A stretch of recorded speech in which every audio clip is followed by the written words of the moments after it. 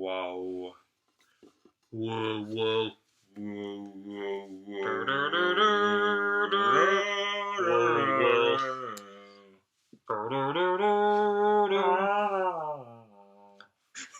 I'm glad you guys enjoyed our rendition of Bon Jovi's 90s Seriously, yeah.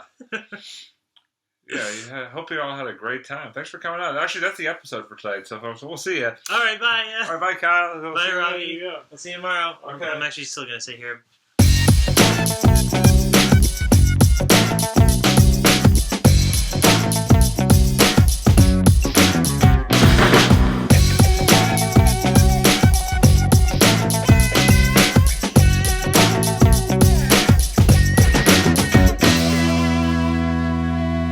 Hey, what's up, everybody, and welcome to another edition of On a Couch Talking Sports. As always, I'm Robbie. Kyle's here as well. Kyle, how are you tonight, buddy? I'm doing great. How are you? Doing great. Fall weather has penetrated New England in full swing, which makes sense because it is officially fall around here. And boy, does it feel like it outside. Yeah. It is today. Couldn't even step outside with like a pair of shorts anymore. It was just like, forget t-shirts and shirts. Oh, well, I mean. We're just not gonna ignore the fact that, still holding on to. Robbie's got tougher skin than I do, so it's okay. Yeah. But yeah, so anyway, but speaking back to more summary thoughts and outings, as Kyle and I, so I want to sort of take a step back to sort of set up this episode. So if you watched our very first episode of 2021, which, by the way, took place on 2 chairs in my basement, so look how far we've come, you'll know that when Kyle and I made our 3 predictions each for the year 2021, one of Kyle's predictions was that we would see a sporting event together in person. And I'm proud to say that so far in the year 2021, we have been at 3 sporting events together. Woo! 2 of which we've already talked about on this show. The Wellesley versus Mansfield baseball game that we were both at, which is very exciting. Mm-hmm. And the Hyannis Harbor Hawks game that we were at over the summer as well, which was another thrilling contest, just a great experience. So you may be asking yourself, well, what's the 3rd event? Well, that's what we're going to talk about today, is because last week, Kyle and I, myself, I'd been here a couple of times already in 2021, but this is the first time for Kyle since 2019 making his way back to this venue. We were over at the glorious Mecca of professional baseball that is Fenway Park. That's right. Kyle and I, last Tuesday, so a week ago last night, we're actually at the Red Sox versus Mets game. Over at Fenway, and it was a really, really fun time. The Red Sox won, which is always a good thing. I think the Red Sox won the last time we went to a game here before that in 2019, and the Red Sox won this one. So the Red Sox are doing pretty well when we go. Just bring in the good luck, Yeah, exactly. No, you're telling the truth. But it was Red Sox Mets, and the Red Sox won, like I said. I think it was 6-3 was the final. Yeah. But yeah, so Kyle, let's just get right into it. Let me open up to you and your thoughts about not only the game but also being back at Fenway Park for the first time since 2019. Oh man, it was great. I love being back at the park. Actually, I was excited to go ever since they had opened up, back earlier in the summer, actually, or / late spring, and no, it was just a good experience, honestly, it hasn't really changed that much, at least from what I remember. The only thing that was a little disappointed at, just a slight, but it's really not. It's not something that makes or breaks the experience. Honestly, they didn't have Tasty Burger when I got there, so that's understandable. Shame on you, Red Sox and Fenway. Shame on you getting rid of Tasty Burger. He's an emotional wreck now. I mean, come on.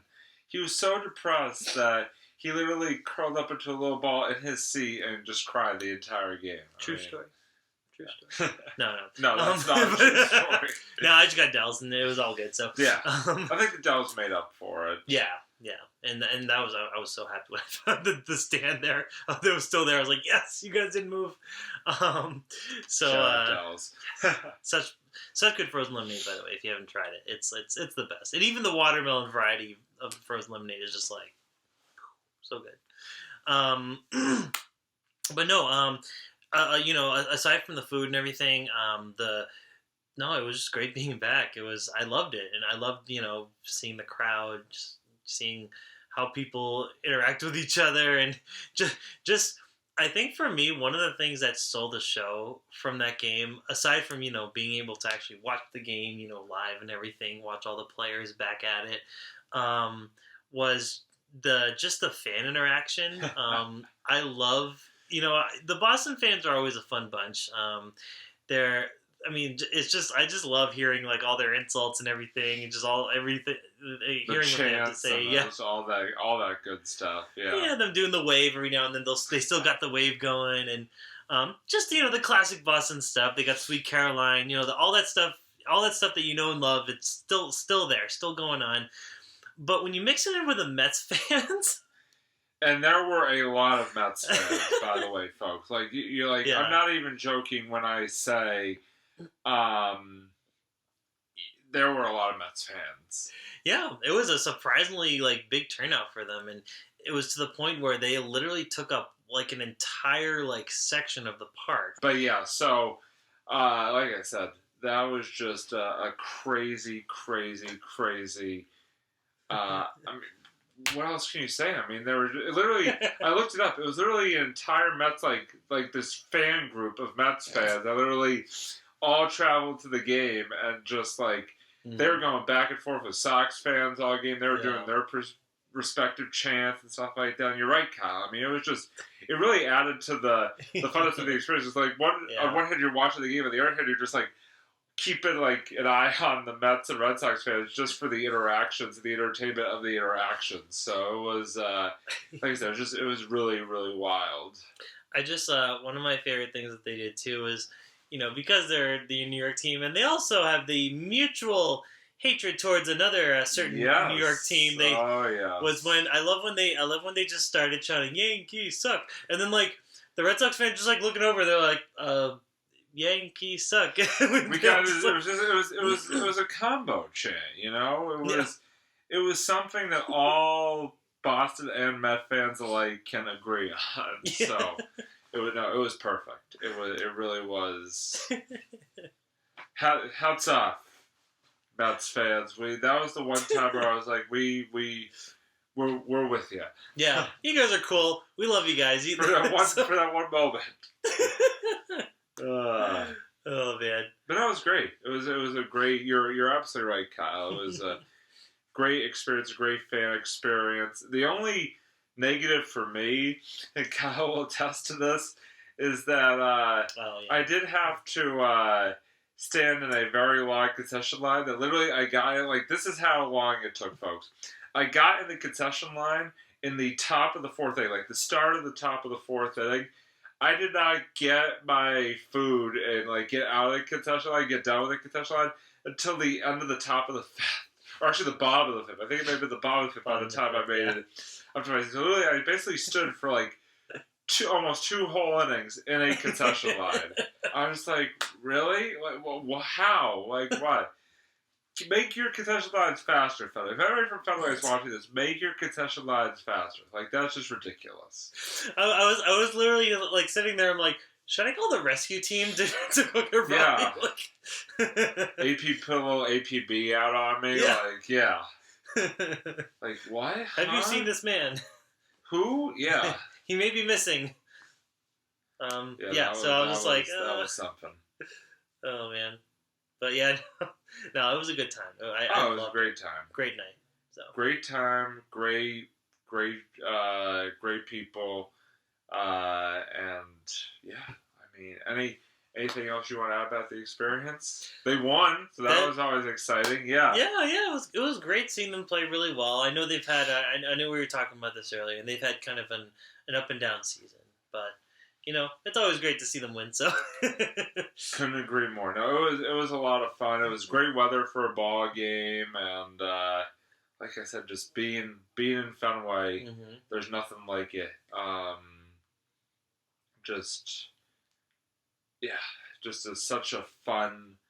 Another really fun experience. It's like this was the fourth time that I've been to Fenway this year. And by the way, I'm 4-0 when I've gone this year, so I'm just Nice. don't want to call myself the good luck charm or anything, but I mean, But you're the good luck charm. The record speaks for itself. So, but yeah, it was very exciting, and like I said, we've had a very baseball-filled summer. Kyle, like I said, all three of the events that we've been to so far have been baseball games, which is pretty wild. All about it. Oh yeah, I mean, but hey, baseball is a cool, especially during the summertime, is always a fun sport to go see. So we're definitely gonna come the 2022 season, we'll definitely be making more trips to Fenway for games. So yeah, you definitely stay tuned to that, and as always, we'll be talking about it right here on Couch Talking Sports. But we do want to move on to sort of the second half of our episode. And so we've got, if you watched last episode, we kind of introduced these next couple of segments already. And that is what we're going to call, first of all, there's the Robbie's Favorite Football Recap, which is, a staple of the fall season here on the show. But then also something that we've done in past years, which is going to be the Robbie Kyle Fantasy Football Recap. Because obviously we're both doing fantasy football this year. And so each week we're going to go through, and as we talked about last time for an entire episode, we're going to sort of go through and just tell you how we did this week, the good and the bad. Mostly the bad on my end.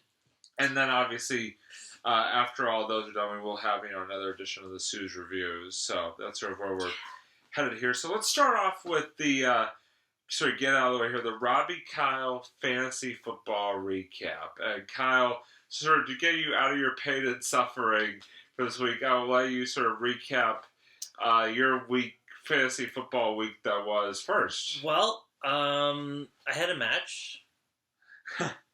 I think that's all I need to say is you had a match. I had a match. Yeah, it happened. Points were had, and yeah, that's all. That's about all I have to say right now about that. Okay. Yeah, I think you can kind of glean from that how he fared. But hey, you know what? Hey, listen, it's only 1 week. Nobody can win them all. Well, more than 1 week, but that's okay. Thank you for the encouragement, though. I appreciate that. Listen, it's okay, Kyle. You're going to do better next week. I have faith in you. I just got to remember not to put Juju Smith as my flex. That was not a good. Should not have done that. It's okay. Sorry. We all make mistakes. We all make mistakes. I've made several, but that's okay.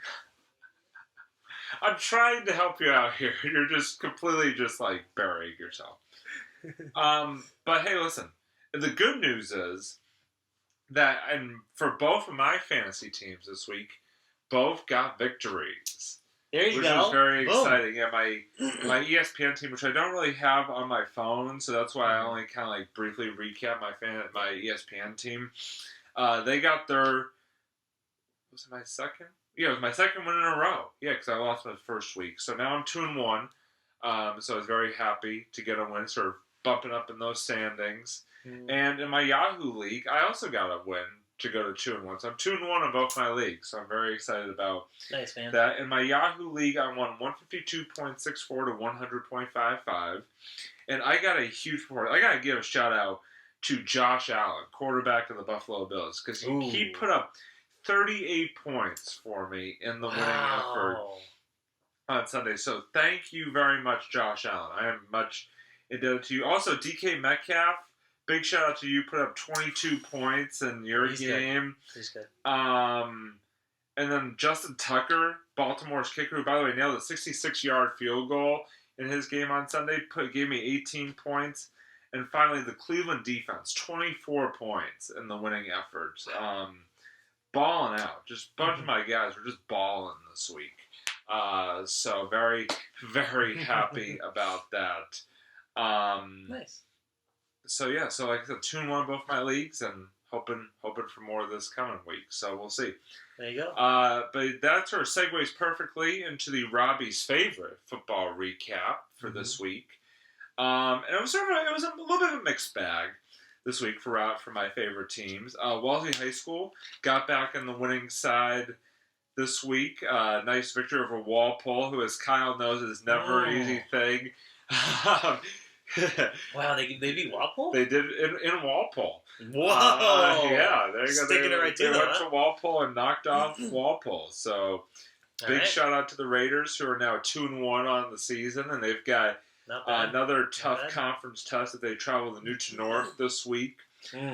So good luck to the boys as they look to get their second win in a row. Open up conference play on a high note this week. So big shout out to them. College, man. What a weekend it was for Boston College. First of all, it was my first time being at a BC game in person in almost 2 years. Cool. So that was exciting enough as it is. Yeah. Second of all, they beat Missouri in one of the most thrilling college football games I think I've ever seen. Wow. The game went to overtime. BC scored a touchdown on their opening drive and then had an interception on the first play from Missouri to win the game. The crowd stormed the field, which was amazing. In fact, if you want, I know I'm kind of doing some drops here there, but I also have video of the crowd storming the field, so we can also sort of put it in here as well. So, gonna have a couple of drops for us this episode, but that's all right. Dropping it down. But yeah, it was really exciting. Actually, let's just hope that I don't want to promise that too much because I don't know if I still have the video. Hopefully I'll be able to find the video somewhere. Maybe on Facebook or something. If not, just imagine it in your heads. How about that? Well, yeah. So, So actually, I don't think we're going to be able to do that particular drop. But anyway, sorry to get your hopes high, guys. Yeah, sorry, guys. Yeah, I just I forgot that I kind of cleaned out my phone storage and stuff like that. Hey, you gotta do what you gotta do, man. Right? But BC, like I said, they got the job done. It was really awesome. Wait, hold on a second. Sorry, I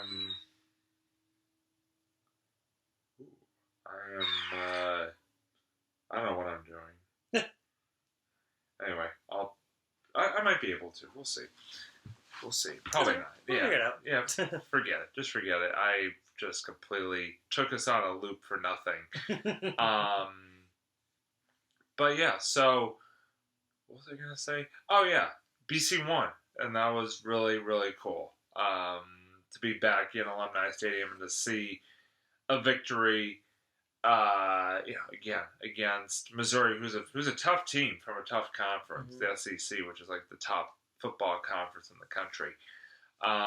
So very happy for them. Unfortunately, the Patriots could not get the job done this past weekend as they fell to the Saints. I think it was 28-13 was the final. It was tough. It was a tough loss for the Patriots.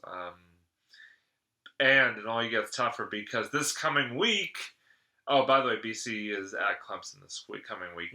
But for the Patriots this coming week, it is going to be one of the most highly anticipated games in like the history of the team because making his return to Foxborough this weekend is the one, the only, the GOAT, Tom Brady. Yeah, that's right. Brady and Gronk and the Tampa Bay Buccaneers are coming to Foxborough Sunday night, and the Buccaneers are probably going to beat us pretty handily. But still, it's going to be really awesome to see Brady back in New England. I can't wait.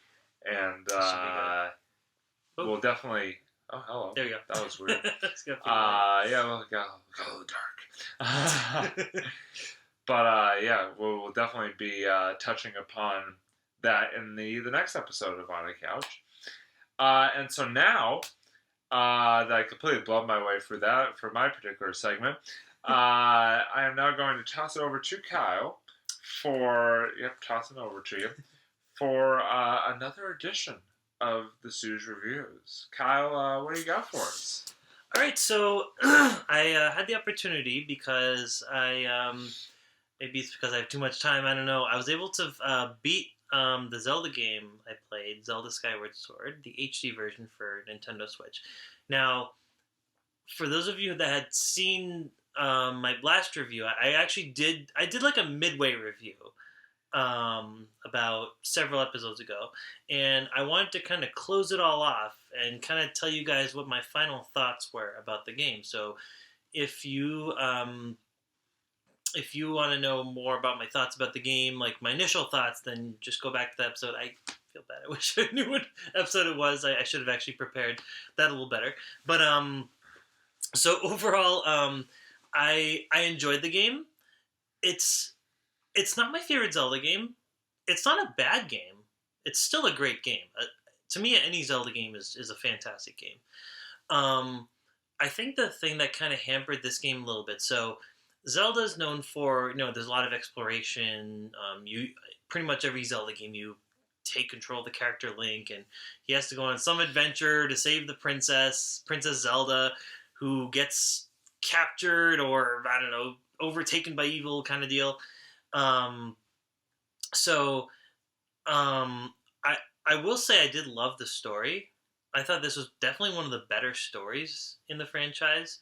I thought the characters were really well developed, and this is one of the first stories that I think they really put a lot of character development, even in Zelda and a lot of the other, just even like the side characters here and there. And there's one particular character I really liked actually. He started off as I'm not going to spoil it too much, but there's this particular side character that starts a certain way, and then by the end of the game, you really like him. Like he really becomes a very likable character, and even helps you on the quest in a really fun way. Um, and he actually, this one character actually helps you defeat a major boss a couple times, and I really, really like that part of the game. I thought that was cool. They introduce a couple, like definitely some new gameplay elements, which I like. There's you get these items, this item called the digging mitts, and you actually kind of go into these like kind of maze-like, yeah, like labyrinths. It almost That was feels more of a shovel, but that's yeah. I was just digging. I was trying to help. I was trying to plan along, There you go. No, it's good visual, good visual. And it's cool because it almost feels like when Link goes underground, it turns into sort of like almost like a Pac-Man style kind of maze labyrinth. And I thought that was an interesting kind of nice little gameplay twist. And they kind of throw some at you every now and then. Like you drive, like there's a section of the game where you pick up a stone, and you like there's a stone that basically if you hit it, it turns a certain section kind of back in time. This is kind of a weird part. You have to kind of play the game to understand this a little more. But you go in this desert area, and it's the present.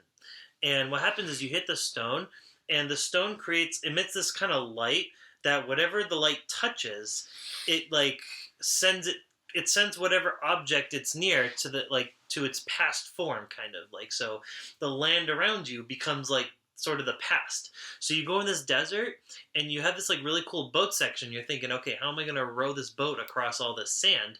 What happens is, yeah, right? Sorry. No. And what happens is when you go on the boat, the sand actually turns into water, so it actually becomes a lake as you like drive the boat.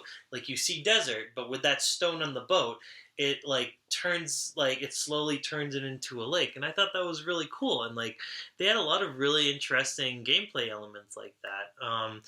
Some people might get a little turned off by certain parts of the game, especially the controls. Those, and I know I talked about that before. I wasn't the biggest fan of the controls because it was based on Wii controls, where you had to like use this controller called the Wiimote, and that was the only way you can control Link. So what they did was they updated it, where you can use that. You could use the Switch version of the Wiimote, which is called the Joy-Cons, and you can either swing the sword with your hand like this, using the remote, or you could use your controller, and you can actually use the right thumbstick to actually move Link's sword. And while it worked, a number of times, like there were times where it worked pretty well, But there's other times where I feel like the sword just wasn't like I'm trying to fight this boss, and it just like and Link is like raising the sword. I'm like, no, swing it at the boss, Link, or else you will get hit. So it's just like one of those command things. I'm like, come on, just swing it. So the controls had a little bit. I think they could have worked on it a little more. To fit a controller.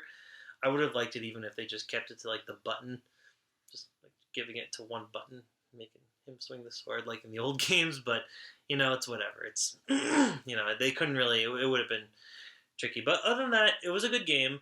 The final boss encounter, without spoiling too much, was a little disappointing. He had two forms, and I was a little disappointed. I was like, "Oh, this is it." Like it ended in like 5 minutes. Mm. Yeah, it was weird.